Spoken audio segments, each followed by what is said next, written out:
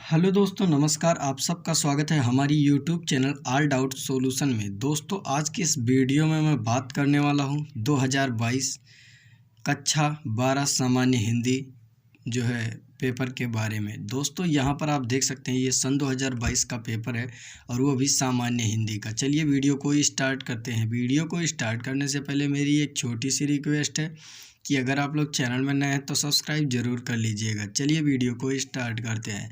दोस्तों, इसमें खंड का पहला वाला प्रश्न है, सरस्वती पत्रिका का प्रकाशन किस युग में हुआ। दोस्तों, यहाँ पर आपको 4 ऑप्शन दिए गए हैं। जो ऑप्शन आपको सही लगता है आप उस पर टिक करके, यहाँ पर 1 मार्क्स का सवाल है, इसे आप ले सकते हैं, तो आप सही टिक मार दीजिएगा। चलिए मैं सवाल पढ़ दूंगा, आप लोग समझ जाइएगा। जो टिक वाला ऑप्शन वाला है इसको आप लोग कर लीजिएगा। चलिए खा वाला सवाल है, संस्कृति के 4 अध्याय पुस्तक के लेखक हैं। यहाँ पर भी आपको 4 ऑप्शन दिए गए हैं, इनमें से आपको सही ऑप्शन को टिक करना है। दोस्तों, यहाँ पर गा वाला सवाल है, रामचंद्र शुक्ल द्वारा लिखा गया निबंध है। दोस्तों, यहाँ पर भी आपको 4 ऑप्शन दिए गए हैं, सही ऑप्शन को टिक कर लेना है। घा वाला सवाल है, अजातशत्रु किस विधा की रचना है। यहाँ पर भी आपको 4 ऑप्शन दिए गए हैं, सही पर आपको टिक कर लेना है। चलिए पहला का अंगा वाला सवाल है, अज्ञे की रचना है। यहाँ पर भी आपको 4 ऑप्शन दिए गए हैं, सही ऑप्शन को टिक करना है। चलिए नेक्स्ट पेज पर चलते हैं।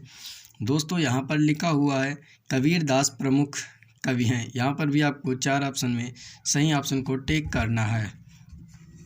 और खा वाला सवाल है, बिहारी लाल ने प्रमुख रूप से किस छंद में रचना की है। दोस्तों, यहाँ पर भी आपको सही ऑप्शन को टिक कर लेना है। चलिए गा वाले सवाल पर चलते हैं। नौका विहार कविता का संबंध किस नदी से है। दोस्तों, यहाँ पर भी आपको 4 ऑप्शन है, टिक कर लीजिएगा सही ऑप्शन। घा वाला सवाल है, प्रयोगवादी काव्यधारा के कवि हैं। पहला है महादेवी वर्मा, दूसरा सुमित्रा नंदन पंत और तीसरा निराला, चौथा गिरिजा कुमार माथुर। सही पर आपको टिक कर लेना है। नेक्स्ट पेज पर चलते हैं।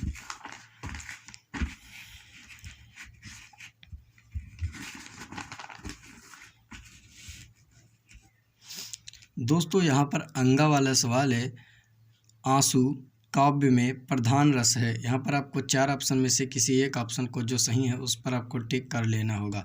चलिए तीसरा वाले सवाल पर चलते हैं। यहाँ पर लिखा हुआ है, दिए गए गद्यांश पर आधारित निम्नलिखित प्रश्नों के उत्तर दीजिए। यानी कि जो यहाँ पर आपको गद्यांश दिया गया है उसका आपको सही आंसर चुनना है। चलिए अगर आपको यहाँ पर अंगा वाला सवाल नहीं दिखा है तो स्क्रीनशॉट ले लीजिए। और चलिए तीसरा वाले सवाल पर जो है इसका गद्यांश पढ़ लेते हैं। राष्ट्र का तीसरा अंग जन की संस्कृति है। मनुष्यों ने युगों में जिस सभ्यता का निर्माण किया है वही उसके जीवन की श्वास प्रश्वास है। बिना संस्कृति के जन की कल्पना जो है कमबंध मात्र है। संस्कृति ही जन का मस्तिष्क है। संस्कृति के विकास और अभ्युदय के द्वारा राष्ट्र की वृद्धि संभव है। राष्ट्र के समग्र रूप में भूमि और जन के साथ साथ जन की संस्कृति का महत्वपूर्ण स्थान है। दोस्तों, इसमें आपको 5 सवाल दिए गए हैं, इन 5 का आंसर लिखना है, जो कि आपको 10 नंबर का सवाल दिया गया है। आपको बस इन्हीं गद्य में से इसका आंसर मिल जाएगा। तो देखिए दोस्तों, पहला सवाल है, पाठ का शीर्षक और लेखक का नाम लिखिए। इसमें आपको इस पाठ के शीर्षक और लेखक का नाम लिखना है। चलिए दूसरा सवाल है, राष्ट्र का तीसरा अंग क्या है। और तीसरा सवाल है, राष्ट्र का विकास किसके द्वारा संभव है। चौथा सवाल है, जन का मस्तिष्क क्या है। पांचवा सवाल है, रेखांकित अंश की व्याख्या कीजिए। अगर आप लोग ये तीसरा का ये सवाल नहीं कर पाते जो कि 10 नंबर का है तो नेक्स्ट सवाल भी 10 नंबर का होगा, अथवा लगकर यहाँ पर मिल जाएगा। चलिए नेक्स्ट पेज पर अथवा लगकर मिला हुआ है। दोस्तों, यहाँ पर आप देख सकते हैं लिखा हुआ है, मुझे मानव जाति की दुर्दम निर्मम धारा के हजारों वर्ष का रूप साफ दिखाई दे रहा है। मनुष्य की जीवनी शक्ति बड़ी निर्मम है। वह सभ्यता और संस्कृति के वृथा मोहों को रौंदती चली आ रही है। न जाने कितने धर्माचारों, विश्वासों, उत्सव और व्रतों को धोती बहाती यह जीवन धारा आगे बढ़ी है। संघर्षों से मनुष्य ने नई शक्ति पाई है। हमारे सामने समाज का आज जो रूप है वह न जाने कितने ग्रहण और त्याग का रूप है। दोस्तों यहाँ पर भी आपको 5 सवाल दिए गए हैं। पहला है पाठ का शीर्षक और लेखक का नाम लिखिए, और दूसरा सवाल है मनुष्य की जीवनी शक्ति कैसी है, और तीसरा सवाल है मनुष्य ने नई शक्ति किससे पाई है, और चौथा सवाल है समाज का वर्तमान रूप किसका प्रतिफल है, और पांचवा सवाल है रेखांकित अंश की व्याख्या कीजिए। चलिए नेक्स्ट सवाल पर चलते हैं। और आपका जो ये सवाल था ये 10 नंबर का था। यहाँ पर आप देख सकते हैं चौथा सवाल है दिए गए पद्यांश पर आधारित निम्नलिखित प्रश्नों के उत्तर दीजिए। ये भी आपका 10 नंबर का है। दोस्तों यहाँ पर देखिए आपको एक जो है पद्य दिया गया है, इसका आंसर आपको लिखना है। तो यहाँ पर लिखा हुआ है मैं नीर भरी दुख की बदली स्पंद में चिर निस्पंद बसा क्रंदन में आहत विश्व हंसा नैनों में दीपक से जलते पलकों में निर्झारड़ी मछली। यहाँ पर आपको पहला सवाल है कविता का शीर्षक और कवि का नाम लिखिए। चलिए नेक्स्ट सवाल पर चलते हैं। दोस्तों यहाँ पर लिखा हुआ है कवयित्री ने स्वयं को क्या बताया है, और तीसरा सवाल है किससे आहत होकर विश्व हंसा। चौथा सवाल है पलकों में क्या मछली, और पांचवा सवाल है रेखांकित अंश की व्याख्या कीजिए। अगर आप लोग ऊपर वाला क्वेश्चन नहीं कर पाते तो नीचे अथवा लगा कर दिया हुआ यह सवाल है, इसको आप कर दीजिए। यहाँ पर देख लीजिए सावधान मनुष्य, यदि भगवान है तलवार, यदि विज्ञान है तलवार तो इसे फेंक दे फेंक, तजकर मोह स्मृति के पार हो चुका है सिद्ध है तू शिशु अभी अज्ञान, फूल कांटों की तुझे कुछ भी नहीं पहचान, खेल सकता तू नहीं ले हाथ में तलवार, काट लेगा अंग तीखी है बड़ी यह धार। यहाँ पर भी आपको 5 सवाल दिए गए हैं, इनको आपको आंसर लिखना होगा। आपको इसमें भी आपको 10 मार्क्स मिलेंगे। चलिए यहाँ पर पहला सवाल है पाठ का शीर्षक और कवि का नाम लिखिए। दूसरा सवाल है कवि मनुष्य को सावधान क्यों कर रहा है, और तीसरा सवाल है विज्ञान को तलवार क्यों कहा है, और चौथा सवाल है मनुष्य को किस चीज़ की पहचान नहीं है, और पांचवा सवाल है रेखांकित अंश की व्याख्या कीजिए। चलिए नेक्स्ट पेज पर चलते हैं। दोस्तों यहाँ पर पांचवा का वाला सवाल आ चुका है 7वें नंबर पेज पर। निम्नलिखित में से किसी एक लेखक का जो है साहित्यिक परिचय देते हुए उनकी प्रमुख कृतियों के नाम लिखिए। दोस्तों यहाँ पर आपको 80 शब्द का अधिकतम लिखना है, और आपका 5 नंबर का मिल जाएगा 5 नंबर। दोस्तों यहाँ पर 3 लेखक का नाम दिया गया है, डॉक्टर हजारी प्रसाद द्विवेदी, प्रोजी सुंदर रेड्डी, डॉक्टर APJ अब्दुल कलाम। इनमें से आपको जो है हजारी प्रसाद का सबसे सरल है, इन्हीं का लिख दीजिएगा। चलिए खा वाले सवाल पर चलते हैं। निम्नलिखित में से किसी एक कवि का साहित्यिक परिचय देते हुए उनकी प्रमुख रचनाओं का उल्लेख कीजिए। इसमें भी आपको अधिकतम शब्द सीमा 80 शब्द होना चाहिए। 5 नंबर का है अयोध्या सिंह उपाध्याय, हरिओं, जयशंकर प्रसाद, मैथिली शरण गुप्त। तो इसमें जयशंकर प्रसाद या मैथिली शरण गुप्त का लिख दीजिएगा। चलिए छठा वाले सवाल पर चलते हैं। बहादुर अथवा ध्रुव यात्रा कहानी की कथा वस्तु का सार लिखिए। आपको बहादुर अथवा ध्रुव यात्रा कहानी का जो कथा है उसका सारांश यानी कि लिखना होगा 80 शब्द में अधिकतम, जो कि 5 नंबर का है। यहाँ पर आप देख सकते हैं 7वां सवाल है स्वपठित खंड काव्य के आधार पर किसी एक खंड के। दोस्तों अब आप लोग यहाँ पर 7वां वाला सवाल जो है यहाँ पर देख लीजिए, लिखा हुआ है स्वपठित खंड काव्य के आधार पर किसी एक खंड के एक प्रश्न का उत्तर दीजिए।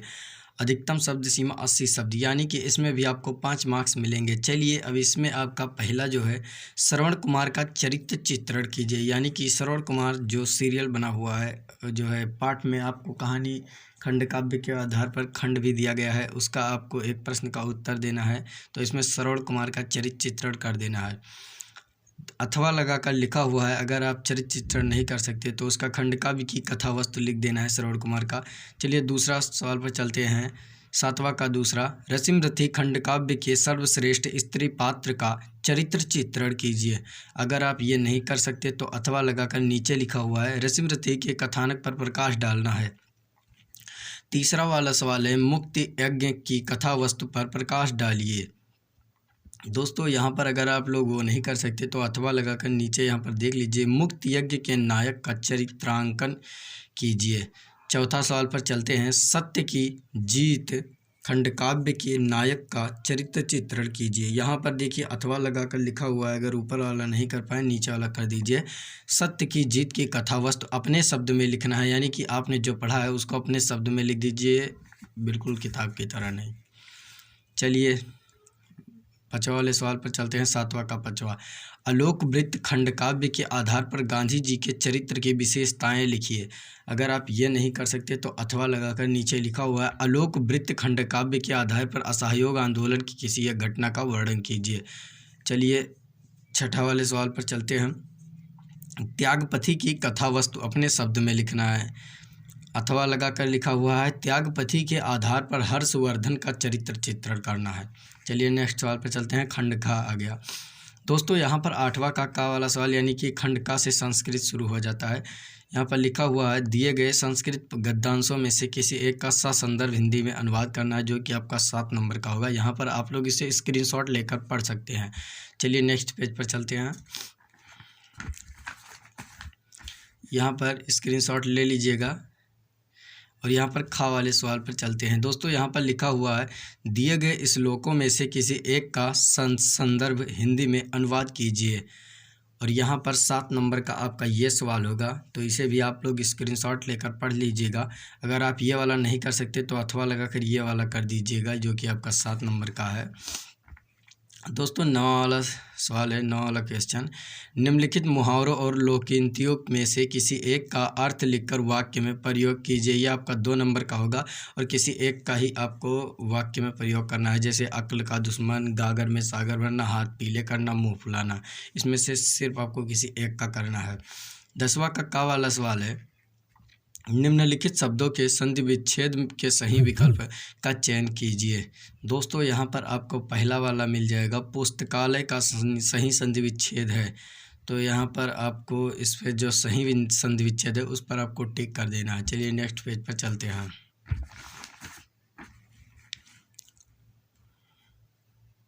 दोस्तों यहाँ पर आप लोग देख सकते हैं, लिखा हुआ है, तथोक्ति का सही संधि विच्छेद लिखिए। यहाँ पर आपको 4 ऑप्शन दिए गए हैं, जो इसका सही ऑप्शन हो उसे आप टिक कर लीजिएगा। 3रा वाला सवाल है, नायक का सही संधि विच्छेद लिखना है। यहाँ पर अब चलिए खा वाले सवाल पर चलते हैं। दिए गए निम्नलिखित शब्दों की विभक्ति और वचन के अनुसार सही विकल्प का चयन कीजिए। यहाँ पर भी आपको जो है लिखा हुआ है, आत्मन शब्द में विभक्ति और वचन है, तो आत्मन शब्द का जो है सप्तमी विभक्ति एक वचन लिखना है, और बा में चतुर्थी विभक्ति एक वचन, सा पंचमी विभक्ति बहुवचन, द तृतीय विभक्ति द्विवचन। ऐसे आपको यहाँ पर भी नामासु शब्द में विभक्ति और वचन लिखना है। और 11 का वाला सवाल है, निम्नलिखित शब्द युग्मों का सही अर्थ का चयन करके लिखिए। दोस्तों यहाँ पर देखिए, अविराम अभिराम, इसका जो सही शब्द अर्थ है उसको लिखना है, जैसे लगातार और रुचिकर, बिना रोक के, सुंदर सुंदर और आकर्षक आकर्षक और सुंदर। चलिए दूसरा सवाल है, स्वर्ण सवर्ण, इसमें आपको जो सही लगे उस पर आपको टिक करना है। सोना और अच्छा रंग, सुनार और सोना, सोना और चांदी, सोना और उच्च जाति। चलिए नेक्स्ट पेज पर चलते हैं दोस्तों। यहाँ पर लिखा हुआ है, तो दोस्तों यहाँ पर खा वाला सवाल है, निम्नलिखित शब्दों में से किसी एक शब्द के 2 सही अर्थ लिखना है। तो चलिए दोस्तों, ये आपका 2 मार्क्स का होगा, तो किसी एक शब्द का लिखना है, 2 सही शब्द अर्थ लिखना है। तो चलिए कर्ण, काल, अर्क 3 शब्द दिए गए हैं, इनमें से किसी एक शब्द का लिख लेना है। चलिए ग वाले सवाल पर चलते हैं। निम्नलिखित वाक्यांशों के लिए एक शब्द का सही चयन करके लिख दिए। दोस्तों यहाँ पर भी आपको लिखा हुआ है, जो जीत ना जा सके, जो जीता ना जा सके, इसका जो है सही एक शब्द लिखना है। जो है इसका जो इतना बड़ा दिया है, इसका एक शब्द लिखना है। इसका भी रास्ता दिखाने वाला, पथदर्शक, ज्ञानी, जानकार, सर्वज्ञ, किसी एक को आपको लिखना है जो सही लगे आपको। घ वाला सवाल है, निम्नलिखित में से किन्हीं 2 वाक्यों को शुद्ध करके लिखिए। तो दोस्तों यहाँ पर पहला वाला सवाल है, अनेक लोगों ने गंगा में स्नान किया। दूसरा सवाल है, एक गिलास गर्म गाय को दूध दीजिए। तीसरा सवाल है, गौतम की पत्नी का नाम अहिल्या है। चौथा है, मैं हस्ताक्षर कर दिया। तो इनमें किन्हीं 2 वाक्य को शुद्ध करके आपको लिखना है। चलिए 12 का वाला सवाल देख लेते हैं। वीर रस अथवा श्रृंगार रस का लक्षण सहित एक उदाहरण लिखिए। खा वाला सवाल है, श्लेष अलंकार अथवा उपमा अलंकार की परिभाषा लिखते हुए एक उदाहरण दीजिए। और गा वाला सवाल है, दोहा, छंद अथवा कुंडलिया। छंद का लक्षण और एक उदाहरण लिखिए। 13वां सवाल पर चलते हैं। सफाई व्यवस्था अथवा सफाई व्यवस्था हेतु उचित अधिकारी को एक पत्र लिखिए। जो आपका 4 नंबर का होगा। अगर आप लोग ये वाला क्वेश्चन नहीं कर पाते तो नीचे ये वाला कर दीजिए। अपने विद्यालय के पुस्तकालय की समस्या के निराकरण हेतु प्रधानाचार्य को एक पत्र लिख दीजिए। चलिए यहाँ से पेपर ख़त्म होता है। अभी एक पेज सिर्फ बचा है। यहाँ पर देख लीजिए 14वां क्वेश्चन है। निम्नलिखित विषयों में से किसी एक पर अपनी भाषा शैली में निबंध लिखे। यहाँ पर भी आपको 2, 2, 4, 1, 5 भारतीय किसानों की जो है यहाँ पर दिया गया है समस्याओं और समाधान। जीवन में खेल का महत्व, जीवन में पर्यावरण की आवश्यकताएं, नई शिक्षा नीति से विकास की संभावनाएं, विद्यार्थी के जीवन में अनुशासन का महत्व। यहाँ पर जो आपको जैसे जान पड़े अच्छा है उसका आपको लिखना है, जो आपके समझ में आए। भाषा शैली निबंध लिखना है, निबंध। चलिए यहाँ पर पेपर समाप्त हो जाता है। देखिए दोस्तों, मैं आपको कक्षा 11, 12, 9, 10, 8, 7, 6, 5 तक पेपर देता रहूँगा। चैनल को सब्सक्राइब करके रखिएगा और हमें सपोर्ट कीजिएगा। देखिए यहाँ पर 80 सब्सक्राइबर कंप्लीट हो गए थे, उनमें से भी कुछ लोगों ने अनसब्सक्राइब कर दिया। तो भाई लोग, आप लोग जब मेरा सपोर्ट करेंगे तो मैं आपको हर क्लास का पेपर का वीडियो दूंगा, और आप लोग इसलिए चैनल को सब्सक्राइब कर लीजिएगा प्लीज़ यार। चलिए वीडियो के एंड तक जुड़े रहिएगा और इसी प्रकार वीडियो में देखकर प्यार और सपोर्ट बनेगा। चलिए मिलते हैं नए वीडियो में, तब तक के लिए जय हिंद, जय भारत, वंदे मातरम।